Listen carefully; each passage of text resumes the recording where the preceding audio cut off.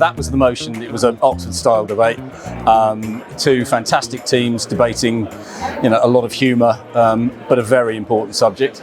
The motion was defeated, so the House does not believe AI will be the death of our markets. That said, some of the issues raised, I think, are going to be, there for debate for some time to come, particularly how much you can allow generative AI to have autonomy in traded markets, and how much generative AI might cause disinformation or misinformation to drive those markets. Obviously we saw the period of intense volatility. To some extent that's calmed down, but I think we're now moving into a longer term period of volatility where it will, the amplitude will be longer of the volatility cycles. There was a lot of talk, which I'm not really a fan of more commodity super cycle and that sort of stuff. I think the commodity markets have got enough to worry about without being put under the pressure of whether or not they should be part of some rather made up cycle. The fact is that the Ukraine situation doesn't seem to be going away.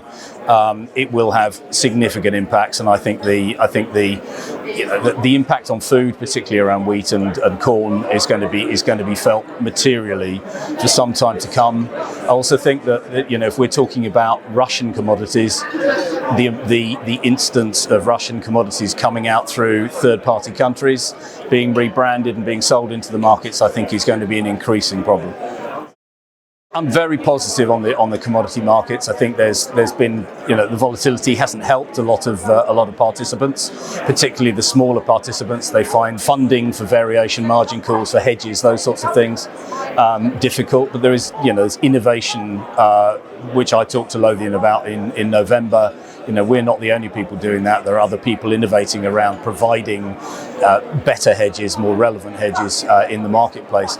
But I don't believe the commodity markets are going to be, put back in a corner like they were in the sort of the 80s and 90s. They're an integral part of the capital markets now, and more mainstream companies find them relevant in portfolios and important to trade. There's a long-term deficits in the metals markets. Copper's looking very interesting long-term.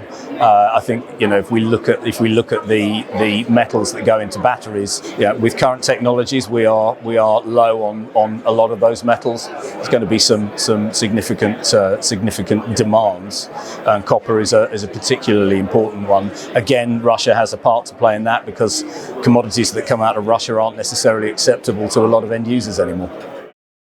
I think the ESG issues around commodities are going to be critical.